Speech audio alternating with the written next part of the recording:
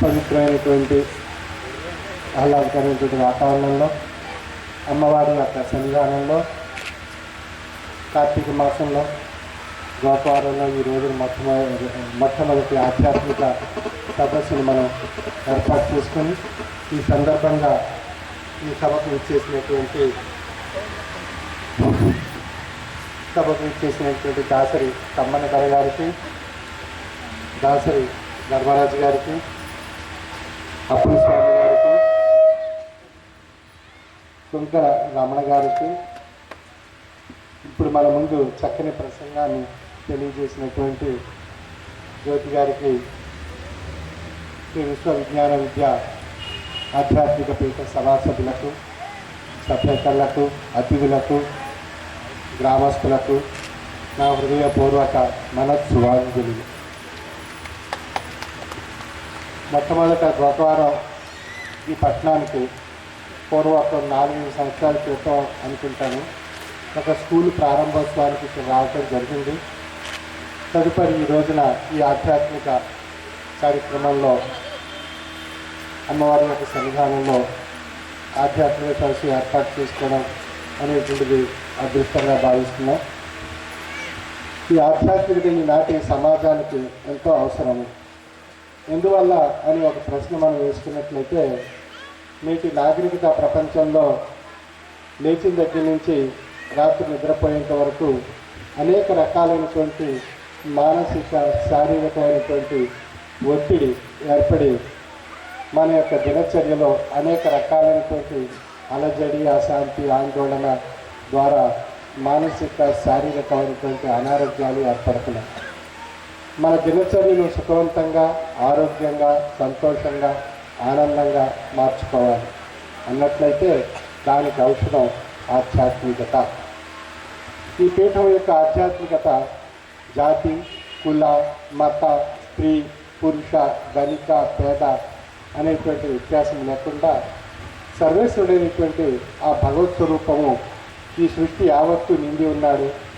ఆ సృష్టి యావత్తు నిండి ఉన్నటువంటి ఆ భగవంతుడు జీవరాశి అందరిలో నిండి ఉన్నాడు.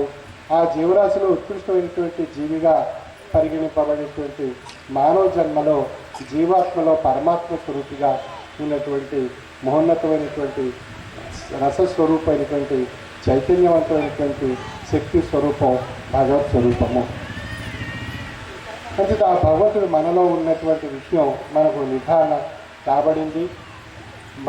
ఈ నిర్ధారణ విషయం మన పూర్వం ఆదిలో వేదవాంగ్మయంలోనే ఆ ఈశ్వర వాక్కు వేదాల రూపంలో ప్రకటింపబడింది. తత్వమసి, అయమాత్మ, ప్రజ్ఞానం బ్రహ్మ, అహం బ్రహ్మస్మి. ఈ 4 వేదాల్లో ఉండేటువంటి విషయాన్ని మనం విశ్లేషించుకున్నట్లయితే మొట్టమొదట తత్వం ద్వారా తెలియబడుతుంది భగవంతుని యొక్క విషయం. ఆ తాత్విక జ్ఞానమును అభ్యాసం చేసినప్పుడు మనలో ఒక రకమైనటువంటి దివ్య అభౌతికమైనటువంటి శక్తి నిండి ఉన్నది. అది ఏది, అది తెలుసుకోవాలి అనేటువంటి అన్వేషణ ప్రారంభింపబడినప్పుడే అది తాత్విక చింతన అని చెప్పబడుతుంది.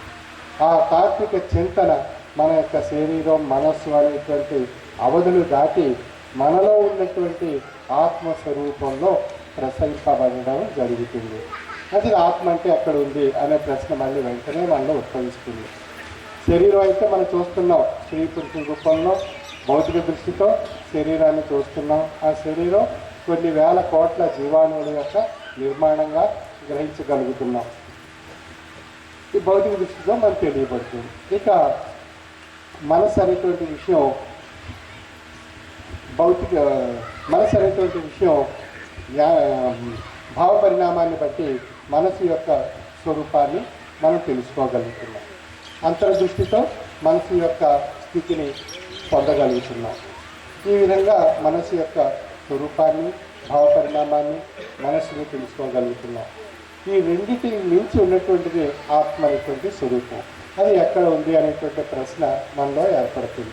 ఆత్మ అనేటువంటి స్వరూపం ఇటు శారీరక తత్వం యందు, మానసిక తత్వం యందు ఇమిడి ఉన్నటువంటి చైతన్యవంతమైనటువంటి శక్తి స్వరూపము ఆత్మస్వరూపము.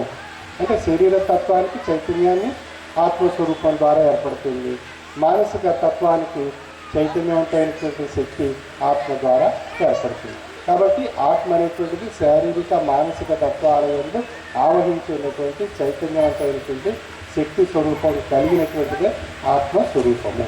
అంటే మానవుడు అనేటువంటి రూపం శరీరము, మనస్సు, ఆత్మ అనేటువంటి 3 స్వరూపాల యొక్క కలయిక పరిపూర్ణమైనటువంటి మానవుడు.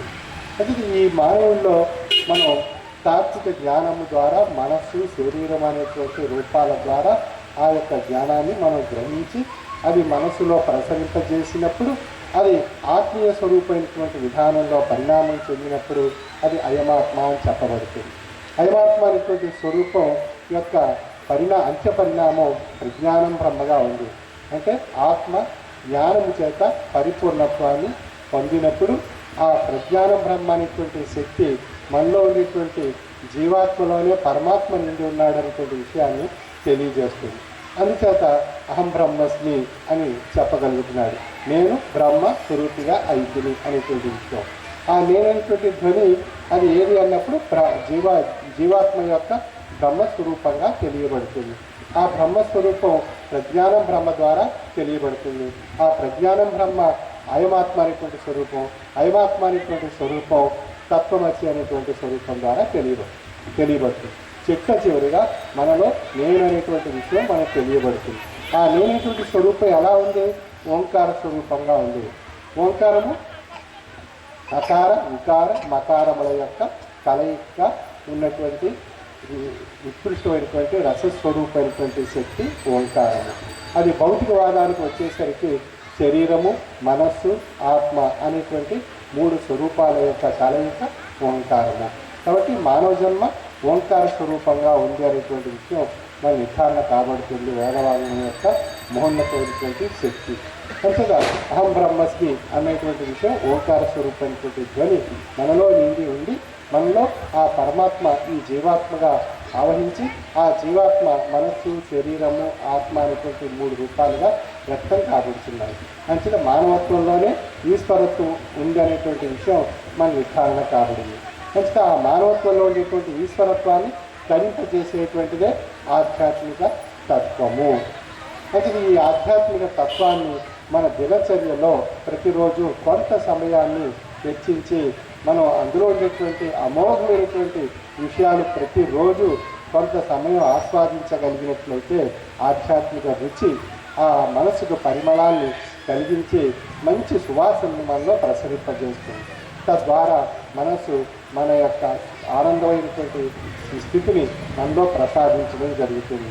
ఆ ఆనందం అది ఆధ్యాత్మిక పరిమళాల ద్వారా ఏర్పడడం చేత ఆధ్యాత్మికమైనటువంటి తాత్విక ఆలోచనలు మనలో ఏర్పడి మన దినచర్యలో ఆధ్యాత్మిక భావాలతో మన యొక్క జీవన విధానం సుఖమయం కాబడుతూ ఏది మంచి ఏది చెడు అనేటువంటి విషయాన్ని విశ్లేషించుకునేటువంటి దిక్సూచి మనలో ఏర్పడుతుంది.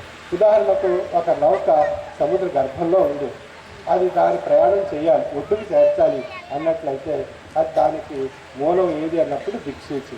ఆ దిక్సూచిని ఆధారంగా తీసుకుని ఆ నౌక అది ఒడ్డుకు చేరుకునేటువంటి అవకాశం ఉంది. అదేవిధంగా మన నౌక జీవిత సాగరంలో ప్రయాణం చేస్తుంది.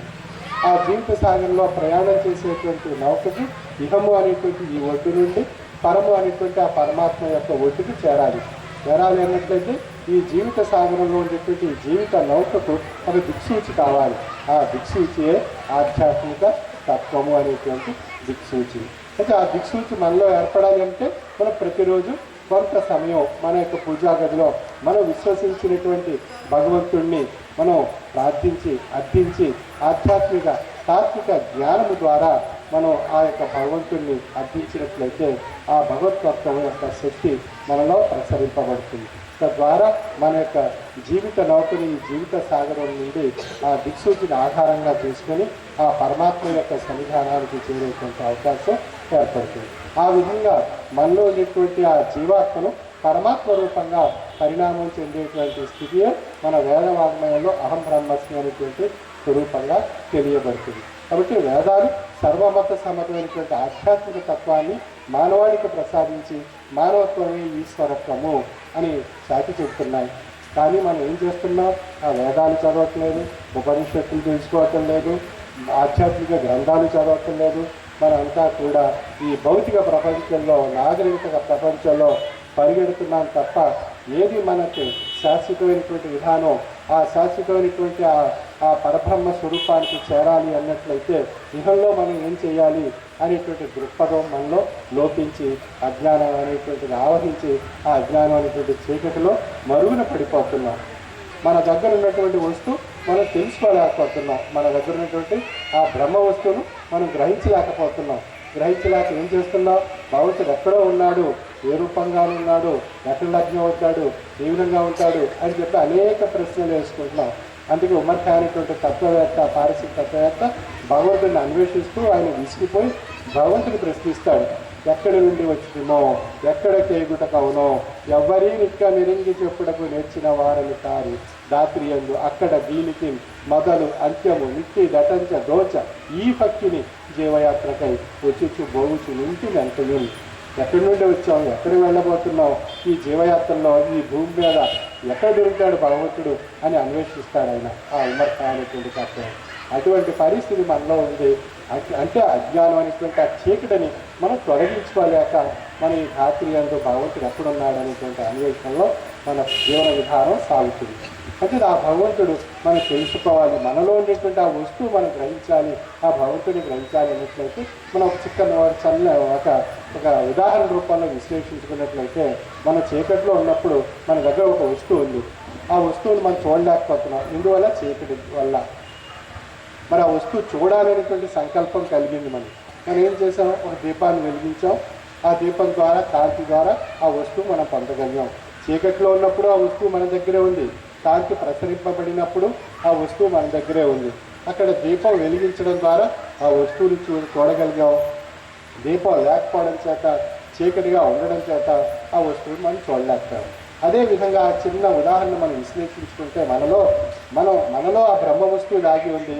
ఆ బ్రహ్మ వస్తువుల అజ్ఞానము అనేటువంటి ఆ చీకట్లో ఉండడం చేత మనలో ఉండేటువంటి జీవుడు ఆ బ్రహ్మ వస్తువును చూడలేకపోతున్నాడు. అంటే ఆ వస్తువును చూడాలనేటువంటి సంకల్పం తాత్విక చింతన. ఆ తాత్విక చింతన మనలో ఒక ఆత్మస్వరూపంలో నిండి ఉన్నాడు ఆ యొక్క వస్తువు, ఆ బ్రహ్మ వస్తువు. ఆ బ్రహ్మ వస్తువును చూసేటువంటి ప్రజ్ఞానం బ్రహ్మ అనేటువంటి జ్యోతిని వెలిగించాలి. ఆ ప్రజ్ఞానం బ్రహ్మ అనేటువంటి జ్యోతిని వెలిగించడం ద్వారా ఆ ఆత్మ జీవాత్మలోనే ఈ పరమాత్మ యొక్క స్వరూపం అనేటువంటి బ్రహ్మ వస్తువు నిండి ఉన్నదనేటువంటి విషయం తెలియబడుతుంది. అప్పుడు ఆ వస్తువుని చూసి మనం ఆనందిస్తున్నాం.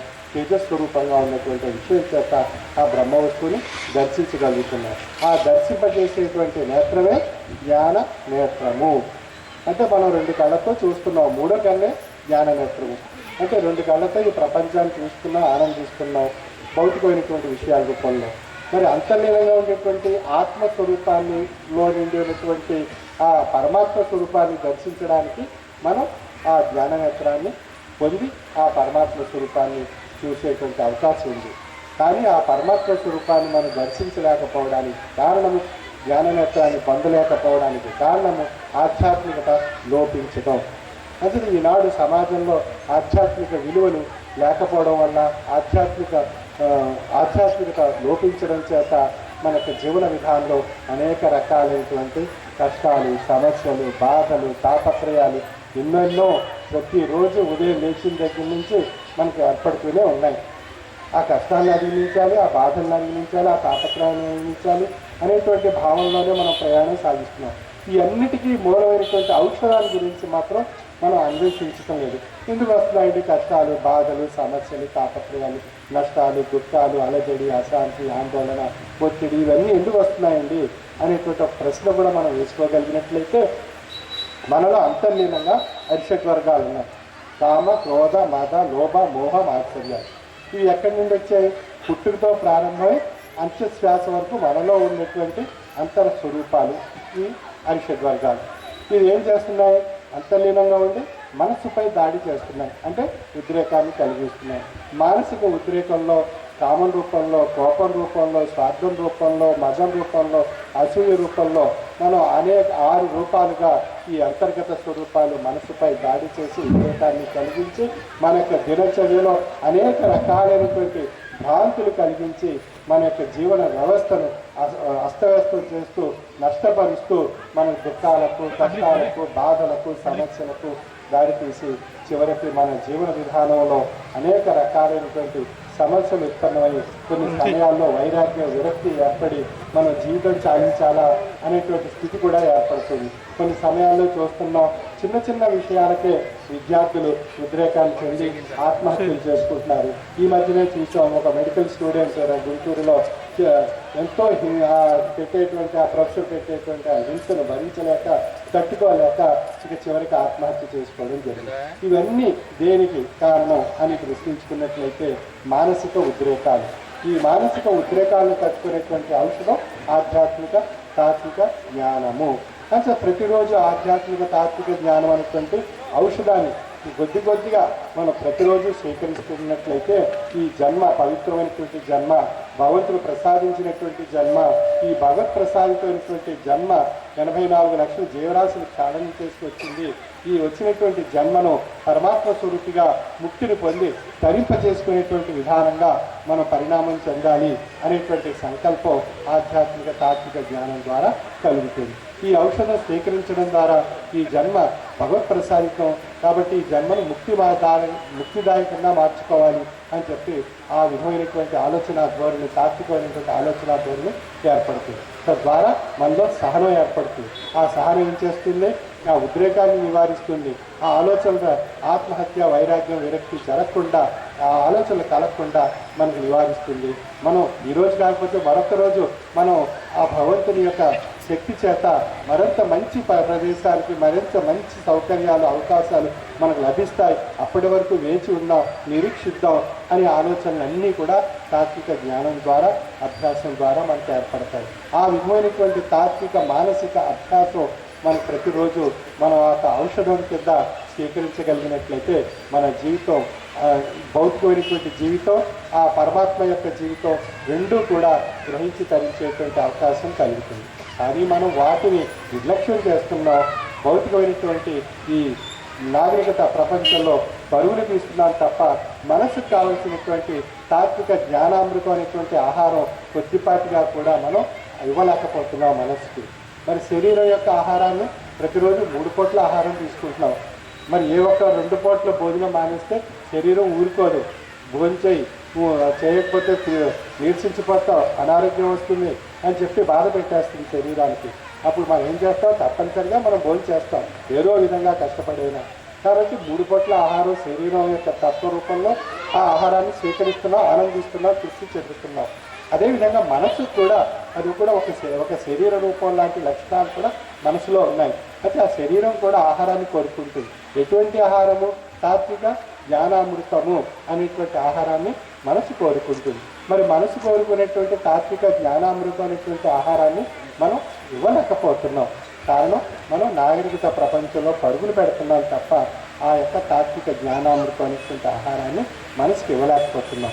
ఆ తాత్విక జ్ఞానామృతం అనేటువంటి ఆహారాన్ని మనసుకి ఇవ్వాలి అన్నట్లయితే మనం ప్రతిరోజు కొద్ది సమయం ఆ భగవంతుని యొక్క సన్నిధానంలో, మన యొక్క పూజా గదిలో మనం ఆధ్యాత్మిక గ్రంథ పఠనం చేయగలిగినట్లయితే ఆధ్యాత్మిక పరిమళాలు మన మనసులో వికసించి పరిమళించి మనలో ఆ యొక్క మహోన్నతమైన ఆధ్యాత్మిక భావ స్వరూపాన్ని తెలియజేసి మన మనసుకు తాత్విక జ్ఞానామృతమైనటువంటి ఆహారం ప్రసాదింపబడటం చేత ఆ మనస్సు కూడా తృప్తి చెందుతుంది.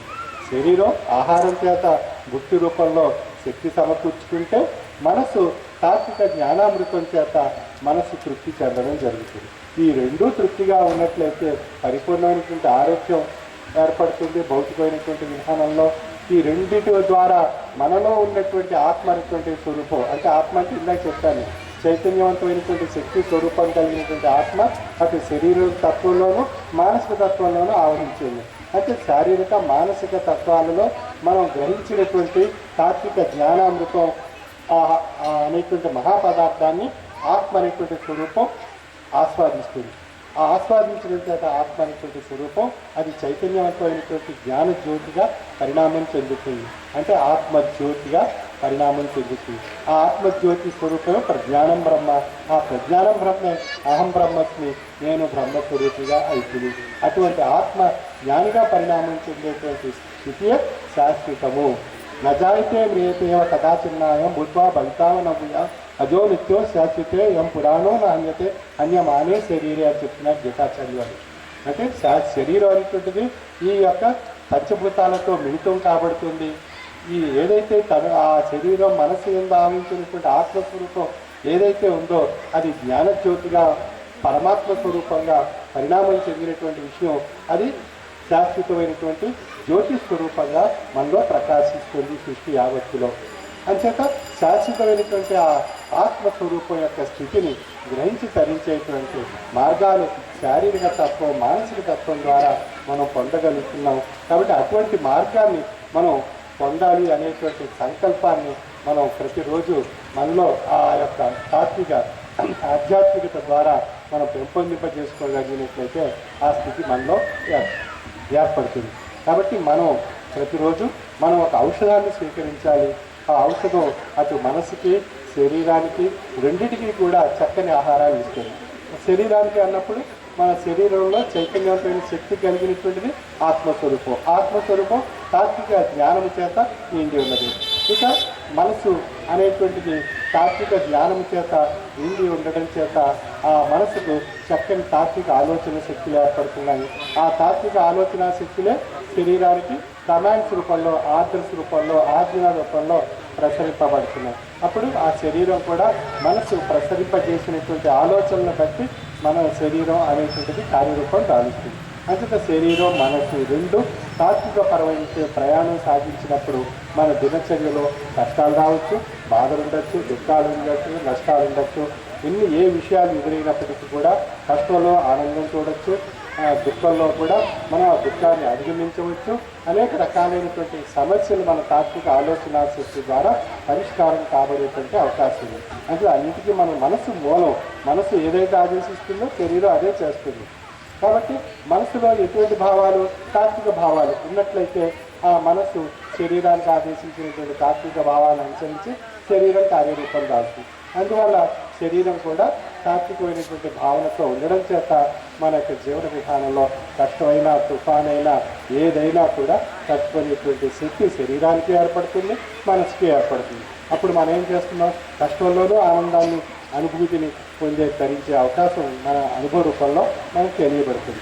ఆ విధంగా ఈ ఆధ్యాత్మిక తాత్విక ఔషధాన్ని ప్రతిరోజు మనం స్వీకరించేటువంటి ప్రయత్నం చేస్తే ధ్యానికి, పరానికి రెండింటికి ఉపయోగపడుతుంది ఆధ్యాత్మికత అనేటువంటి ఔషధం. అంతేత ధ్యానికి మన ఉద్రేకాలు రాకుండా నివారించుకోవచ్చు, సహనంతో మనుగడ సాగించవచ్చు. మన జీవన విధానం ఒక ఆదర్శవంతమైనటువంటి విషయంగా తీర్చిదిద్దుకోవడానికి ధ్యానికి, పరానికి మనలో ఉండేటువంటి ఆత్మ, మనలో ఉండేటువంటి జీవాత్మ పరమాత్మ స్వరూపానికి విషయంగా గ్రహించి తరించడానికి ఆ యొక్క ఆధ్యాత్మికత మూలంగా విశ్లేషింపబడుతుంది.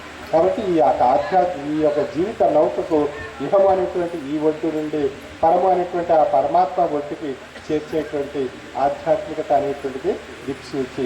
కాబట్టి మన యొక్క దినచర్యలో ఆధ్యాత్మికత అనేటువంటిది దిక్సూచిగా ఆధారంగా తీసుకుని ఈ జీవిత సాధనంలో మన జీవిత నౌకను ఇహము నుండి పరము అనేటువంటి ఆ ఒడ్డుకి చేర్చడానికి మనం ప్రయత్నం చేయగలిగితే మానవ జీవన విధానంలో ఉండేటువంటి మహోన్నతమైనటువంటి ఆ యొక్క స్వరూపము.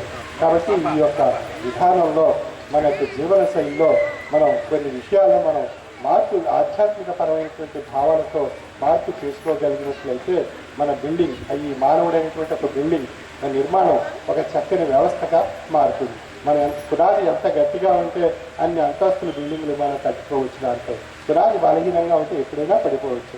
అంతే మన ఆధ్యాత్మికతతో కూడినటువంటి పునాది బాల్య దశ నుండే మన పిల్లలకు అందించగలిగినట్లయితే, ఆ పునాది వేయగలిగినట్లయితే మరి ఆ పిల్లల భవిష్యత్తులో ఆధ్యాత్మిక భావాల చేత గట్టి చక్కని ఆధ్యాత్మిక మానవ నిర్మాణంతో వారు భవిష్యత్తును అందంగా తీర్చిదిద్దుకోవడానికి అవకాశం కలుగుతుంది. మరి ఇందాక చిన్నారి కుమారి జ్యోతి చెప్పినటువంటి విషయాల్లో మానవ జన్మ యొక్క సార్థకత ముక్తి పొంది ధరింప చేసుకోవడానికి 84 లక్షల జీవరాశులను కారణం చేస్తూ వచ్చింది ఈ మానవ జన్మ. అటువంటి సుదీర్ఘమైనటువంటి ప్రయాణం చేసినటువంటి మానవ జన్మ ఆశించేటువంటి ఇది ఏది అన్నప్పుడు ముక్తి అనేటువంటిది ఆశిస్తుంది. అసలు 84 లక్షల జీవరాశుల్లో ఈ ఆత్మ ప్రయాణం చేసింది. చివరిగా మానవ జన్మలో వచ్చినటువంటి ఈ యొక్క జీవాత్మ ఇది పరమాత్మ స్వరూపి అనేటువంటి ఒడ్డుకు చేరడానికి ఆ ముక్తి అనేటువంటి ఆ పదార్థాన్ని ఆశిస్తుంది. అది ఆధ్యాత్మిక జ్ఞాన రూపంలో మనకు లభిస్తుంది. కాబట్టి అటువంటి ఆధ్యాత్మిక జ్ఞానామృతాన్ని మనం ప్రతిరోజు కొద్ది సమయాన్ని మనం వెచ్చించి అభ్యాసం చేయడం ద్వారా అహం బ్రహ్మస్మి, నాలో నేను బ్రహ్మస్వరూపిగా అవుతుంది అన్నప్పుడు తనలో ఉండేటువంటి తన దైవాన్ని తాను దర్శించగలుగుతున్నాడు. స్వయం బ్రహ్మాన సందేహ అనేటువంటి స్థితికి రాగలుగుతున్నాడు. ఆ విధంగా ఆధ్యాత్మిక తాత్విక జ్ఞానమును అభ్యాసం చేస్తూ సామాజిక విధానంలో మనం మనుగడ సాగిస్తున్నాం కనుక మనం మానవ సేవే మాధవ సేవ. తోటి మానవుడికి మనం సేవ చేయగలిగినట్లయితే మాధవుడిని దర్శించవచ్చు. అంటే మనలో ఉండేటువంటి మాధవుని మనం దర్శిస్తున్నాం, తోటి మానవుల్లో ఉండేటువంటి మాధవుడిని దర్శించాలి. అది సామాజిక సేవ ద్వారా మాత్రమే సాధ్యం కాబట్టి. అంచేత సామాజిక సేవా కార్యక్రమాలు మన అంశ రూరల్ డెవలప్మెంట్ ట్రస్ట్ ద్వారా ఎన్నో కార్యక్రమాలు జరుగుతున్నాయి. అందులో ముఖ్యమైనటువంటి కార్యక్రమం ప్రస్తుతం నా మొక్క నా శ్వాస అనేటువంటి కార్యక్రమం. అంటే నా శ్వాస మనం ప్రతిరోజు గాలిని మనం పీలుస్తున్నాం, వదులుతున్నాం, ప్రతి క్షణం ప్రతి లిప్త. ఆ శ్వాసలో ఉండేటువంటిది ప్రాణవాయు. ఆ ప్రాణవాయు ఎక్కడి నుండి వస్తుంది? మొక్కల నుండి వస్తుంది. ఆ మొక్కలు భగవంతుడు ప్రసాదించినటువంటి రూపాలు, అంటే ప్రకృతిలో భాగస్వాములు. అంటే ఈ జీవరాశిని సృష్టించాడు భగవంతుడు, ఆ ప్రకృతిని ప్రసాదించాడు. కాబట్టి ప్రకృతికి మానవుడికి ఎంతో అవినాభావ సంబంధం ఉంది. ఆ ప్రకృతి కానీ ప్రకృతి కానీ సృష్టిలో లేకపోయినట్లయితే ఈ జీవరాశి అంతరించిపోయి ఉండేది. అంచేత ఈ జీవరాశికి ఆధారభూతమైనటువంటి ప్రాణవాయు ఆ ప్రకృతి సంపదలో ఉన్నటువంటి ఆ మొక్కల నుండి లభిస్తుంది. ఆ మొక్కలు ఏం చేస్తున్నాం? మనం నరికేస్తున్నాం, అడవులు నరికేస్తున్నాం, మొక్కలు నరికేస్తున్నాం, ఎక్కడా కూడా మొక్క కనిపించకుండా చేసేస్తున్నాం. మొక్కలు ఎంతో నిస్వార్థంగా ప్రాణవాయువులు ఇస్తున్నాయి. కిరణజన్య సంయోక్రియ ద్వారా ఆహారాన్ని తయారు చేసుకొని మనకి ఫల పుష్పాలు ఇస్తున్నాయి. అంటే నిస్వార్థంగా ఫలాలు ఇస్తూ, చక్కని ప్రాణవాయువు ఇస్తూ, నీడనిస్తూ, చల్లదనాన్ని ఇస్తూ మన వాతావరణాన్ని పరిరక్షిస్తున్నటువంటి మొక్కల్ని మనం ఏం చేస్తున్నాం? తొలగించేస్తున్నాం స్వార్థంతో. ఆ తొలగించడం చేత ఈనాడు చూస్తున్నాం మనం. మరి శీతాకాలంలో కూడా వేసవికాలంలో అనిపిస్తుంది. మరి ఇటువంటి పరిస్థితులు మనం చేసుకునేటువంటి తప్పుకు మనమే పరీక్ష శిక్ష అనుభవించవలసినటువంటి పరిస్థితి ఏర్పడింది. మరి మన ఎంతో జ్ఞాన సంపత్తిని ఇచ్చాడు భగవంతుడు. అయినా కూడా మన జంతు ఆలోచనల కన్నా తక్కువ స్థాయిలో ఉన్నాయి మన యొక్క ఆలోచనలు. ఆ విధంగా మారిపోవడం చేత మనలో అనేక రకాలైనటువంటి శారీరక మానసికమైనటువంటి అనారోగ్యాలు, ఉద్రేకాలు పెరిగిపోతున్నాయి. మరి ఈనాడు చూస్తున్న సమాజంలో ఒకరినొకరు స్వార్థంతో ఆయుధాలు పెంచేసుకుంటున్నారు. అణ్వాయుధాలు అమెరికా వారు, రష్యా వారు, అనేక దేశాల ఆ ఆయుధాలన్నీ చివరికి అన్నీ కలిపి ఒక్క చోటకి డిస్ట్రక్షన్ చేసినట్లయితే ఈ భూగ్రహంలో ఒక్క జీవరాశి కూడా ఉండదు. ఈ భూగ్రహంలో వాతావరణం అంతా పోతుంది. చివరికి ఈ భూగ్రహం అనేటువంటి రూపం అంతరించిపోతుంది. మరి అటువంటి ఆ మేధాశక్తిని అంతా తీసుకొచ్చి వినాశానికి కోరుకుంటున్నాడు మానవుడు తప్ప వికాసానికి కోరుకోవటం లేదు. వికాసం తప్పించి స్వార్థంతో ఆ వికాసాన్ని వినాశనం కింద మార్చేసి మానవాళికి నష్టాన్ని కలిగిస్తున్నారు. ఇవన్నీ కూడా ఈ రుగ్మతలు, ఈ ఉద్రేకాలు, ఈ మానసిక జడ కాలుష్యం కేవలం ఆధ్యాత్మిక తాత్విక చింతన లోపించడమే. అంటే ఆధ్యాత్మిక తాత్విక జ్ఞానాన్ని ప్రతి మతంలో ప్రబోధింపబడింది. ఇస్లాం మతం, హైందవ మతం, బౌద్ధ మతం, క్రైస్తవ మతం, జైన మతాలు అన్నింటిలో కూడా ఆధ్యాత్మికత యొక్క మూలం చూసుకున్నట్లయితే భగవంతుడు ఒక్కడే. ఆ భగవంతుని యొక్క రూపం ఈ యొక్క మానవ జీవితంలో నిండి ఉన్నది. ఈ యొక్క సృష్టిలో, ఈ ప్రపంచంలో మనం ఏ విధంగా ఆనందంగా సృష్టిలో జీవనయాన్ని సాగించి ఆ పరమాత్మ యొక్క స్వరూపాన్ని చేరుకోవాలి అనేటువంటి విషయాలన్నీ కూడా ఆయా గ్రంథాల్లో వారి నోట ఈశ్వరుడు కల్పించి అవి గ్రంథాత్మకం కాబట్టి ఈనాడు భగవద్గీత, ఖురాను, బైబిలు, బౌద్ధ గ్రంథాలు, జైన గ్రంథాల రూపంలో మనకు ప్రసాదింపబడ్డాయి. ఒక కొండ ఎక్కాలనుకున్నప్పుడు మనం ఏం చేస్తాం? మన గోకారం నుంచి ఉన్నటువంటి మార్గంలో మనం ఇస్తాం. అటు విశాఖపట్నం నుంచి వచ్చేటువంటి వారు, అటు అనకాపల్లి అనేక మార్గాల నుంచి ఆ కొండ దగ్గర చేరుకుంటారు. ఆ కొండ చేరిన తర్వాత ఆ పైనుంచి వస్తే అనకాపల్లి కనిపిస్తుంది, విశాఖపట్నం కనిపిస్తుంది, గోపాలం కనిపిస్తుంది, అటు ఇంకో ఊరు పనిసాయి కనిపిస్తుంది, అనేక ఊళ్ళన్నీ కనిపిస్తాయి కొండ పైభాగం నుంచి చూసినప్పుడు. ఆ విధంగా కొండ పైభాగాన్ని చేరినప్పుడు ఈ ధర్మాలు మతాలు అన్నీ కూడా ఏకత్వాన్ని తెలియజేస్తున్నాయి. అటువంటి ఏకత్వ భావం మనలో రాగలిగినప్పుడు మానవ సమాజం వికసింపబడి పరిమళాలు వికసించి మానవత్వమే ఈశ్వరత్వము అనేటువంటి స్థాయి మనలో ఏర్పడుతుంది. ఆ స్థాయి పొంది తరింపచేసేటువంటి ఆధునిక మతాతీత ఆధునిక మానవత దేవాలయము శ్రీ విశ్వ విజ్ఞాన విద్య ఆధ్యాత్మిక పీఠం యొక్క తత్వము. అంటే సర్వ మతాల యొక్క సారాంశం ఏకత్వము, అంటే భిన్నత్వం నుండి ఏకత్వాన్ని తెలియజేస్తూ ఈనాటి ఆధునిక ప్రపంచంలో ఉన్నటువంటి మానవునికి మానవతా దేవాలయం కింద పరిణామం చెందేటువంటి స్థితి అన్నప్పుడు తనలో ఉండేటువంటి జీవుడే బ్రహ్మస్వరూపం. ఆ బ్రహ్మస్వరూపాన్ని ఆశ్రయించినటువంటి దేహం ఒక పవిత్రమైనటువంటి దేవాలయము. కాబట్టి దేహమే దేవాలయము, అందులో ఉన్నటువంటి జీవుడే బ్రహ్మస్వరూపం.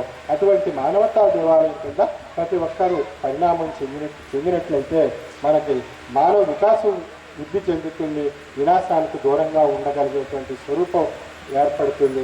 అటువంటి స్థాయిగా పరిణామాన్ని తీసుకొచ్చేటువంటి మహోన్నతమైనటువంటి తత్వం శ్రీ విశ్వ విజ్ఞాన విద్య ఆధ్యాత్మిక పీఠం యొక్క తత్వం. ఆ విధంగా సామాజిక సేవానేత్రాన్ని ఆధ్యాత్మిక జ్ఞాననేత్రాన్ని రెండింటినీ పొంది తరించినప్పుడే మనలో పరిపూర్ణత్వం ఏర్పడుతుంది. అటువంటి పరిపూర్ణత్వాన్ని పొంది తరింప చేసుకోగలగాలి. అంటే సామాజిక సేవానేత్రంలో భాగంగా స్వామి నా మొక్క నా శ్వాస అనేటువంటి కార్యక్రమాన్ని మనం చేపట్టారు. అంటే మనం ఈరోజు ఎంతమంది అయితే మనం ఈ సభా కార్యక్రమంలో పాల్గొన్నాము, ఒక్కరు ఇంటికి వెళ్ళిన తర్వాత ఫలపుష్పాలు ఇచ్చేటువంటి ఒక మొక్కను నాటి ఆ మొక్కకు మన దైవాన్ని లేదా మనం విశ్వసించినటువంటి భగవంతుడిని లేదా మన తల్లిదండ్రుల యొక్క పేర్లను తల్లి తండ్రి జన్మకు కారకులు కనుక వారి పేరుని మనం ఒక మొక్కను నాటినట్లయితే ఆ మొక్కలో తల్లిదండ్రులను దర్శించవచ్చు, ఆ భగవంతుడిని దర్శించవచ్చు, మన ఇష్టదైవాన్ని దర్శించవచ్చు. అంటే ఆ మొక్కలో కూడా భగవంతుడు ఉన్నాడనే విషయం మనం నిర్ధారింపజేసుకొని మన ఆధ్యాత్మిక భావంతో చూడగలిగినట్లయితే ఆ అనోరణ్య మహోమహయానీశ్వరాత్మ ప్రతి అడుగులో కూడా ఈశ్వర సరిపోయినటువంటి శక్తి నిండి ఉన్నది. కాబట్టి ఆ మొక్కలో కూడా భగవంతుడు నిండి ఉన్నాడు. ఆ విధంగా మనం సేవ చేస్తున్నాం, ఒక పక్క చెట్టు నీడ ఇచ్చి ఆక్సిజన్ ఆ మొక్క ద్వారా మనం అందరూ ఆస్వాదిస్తున్నాం, అనారోగ్యాలు తొలగించుకున్నాం, ఆరోగ్యాన్ని పొందుతున్నాం, ఆనందంగా మనల్ని సాధించగలుగుతున్నాం. ఆ విధంగా ఒక ప్రక్క సామాజిక సేవ, ఒక ప్రక్క ఆధ్యాత్మిక దృష్టితో ఆ మొక్కల భగవంతుని దర్శించగలుగుతున్నాం. ఈ విధంగా మనం ప్రతి ఒక్కరూ వచ్చినటువంటి వారిని పవిత్రమైనటువంటి కార్తీక మాసంలో భగవంతుడు ఆ యొక్క మొక్కలో నిండి ఉన్నాడు అనేటువంటి విషయంగా భావించి మన ఇంటికి వెళ్ళిన తర్వాత ఒక్కరు మొక్కలు నాటి మన పర్యావరణాన్ని మనం పరిరక్షించుకుంటే మన పిల్లలు భావి తరాల వారికి చక్కని ఆనందకరమైనటువంటి ఆరోగ్యకరమైనటువంటి వాతావరణాన్ని మనం ఇవ్వగలుగుతాం. కాబట్టి ఈ యొక్క విషయాన్ని ప్రతి ఒక్కరూ, ఇది సామాన్య విషయం కాదు, భవిష్యత్తులో ఎంతో నష్టం జరుగుద్ది. ఇందువల్ల అన్నప్పుడు పర్యావరణంలో మార్పులు వచ్చినట్లయితే నీటి ఎద్దడి ఏర్పడుతుంది, అనేక రకాలైనటువంటి శ్వాసకోశ వ్యాధులు ఏర్పడతాయి, అనారోగ్యాలు ఏర్పడతాయి, అనేక రకాలైనటువంటి బ్యాక్టీరియాలు వైరస్లు ఆవిర్భవించి ఎంతో ప్రమాదకరమైనటువంటి వ్యవస్థ ఉత్పన్నం అవుతుంది. మరి అటువంటి స్థితి నుండి మనం రక్షింపబడాలి, మన భవిష్యత్ తరాల వారు రక్షింపబడాలి అన్నట్లయితే మనం చేసేటువంటి చిన్నపాటి కృషి ఎంతో లాభాన్ని సమకూరుస్తుంది. కాబట్టి ఈ యొక్క విషయాన్ని సామాజిక సేవాభావంతో ప్రతి ఒక్కరూ భావించి ఆధ్యాత్మిక భావాన్ని దానిలో కల్పించుకొని మనం ఆధ్యాత్మికతను సామాజిక భావంతో అన్వయింపజేసుకుని ఆచరించగలిగినప్పుడే అది నిజమైనటువంటి ఆధ్యాత్మికత, శాశ్వతమైనటువంటి మహోన్నతమైనటువంటి ఆనందాన్ని ప్రసాదించేటువంటి ఆధ్యాత్మికత.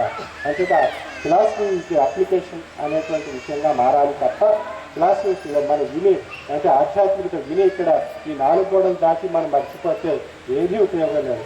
మన భగవంతుడి దగ్గరికి వస్తాం, అమ్మవారి సన్నిధానానికి కొబ్బరికాయ కొట్టేసి పూలు 2 తీసుకుని మనం వెళ్ళిపోతాం. బయటికి వెళ్ళి మనం నానా రకాలైన పనులన్నీ చేసుకుంటాం. గుడికి ఎందుకు వచ్చాం? ఒక పవిత్రత. గుడి నుంచి బయటకు వెళ్ళిన తర్వాత ఆ పవిత్రత మన మనసులో ఏర్పరచుకోగలిగినట్లయితే మానసిక కాలుష్యం నివారింపబడుతుంది, భావ కాలుష్యం తొలుగుతుంది, మానసిక పరిశుద్ధత ఏర్పడుతుంది, సద్భావంతో కూడినటువంటి ఆలోచనలు ఏర్పడతాయి. ఆ సద్భావంతో కూడినటువంటి ఆలోచనలతో ఉన్నటువంటి వాడే ఈశ్వరుడు. ఆ ఈశ్వరుడు మనలో ఉన్నాడు.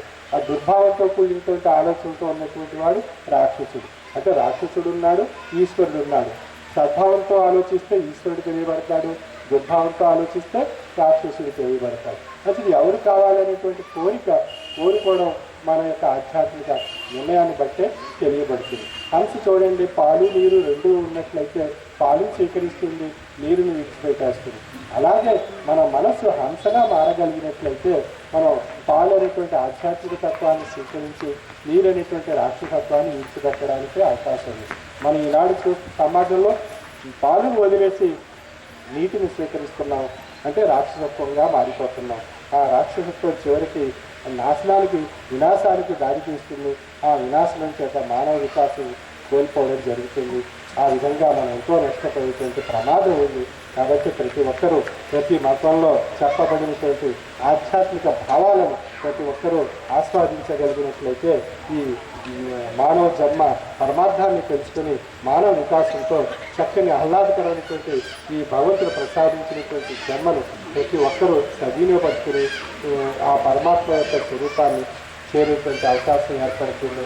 అటువంటి ముక్తిధామాన్ని పొంది తరింపజేసేటువంటి ఆధ్యాత్మిక జ్ఞానము అనేటువంటి దిక్సూచిని ప్రతిరోజు కొంత సమయాన్ని ఔషధ రూపంలో స్వీకరించి ఆ భగవంతుని కృపకు పాత్రలు కావాల్సిందిగా నా యొక్క మనవి. సర్వే జనా సుఖినో భవంతు.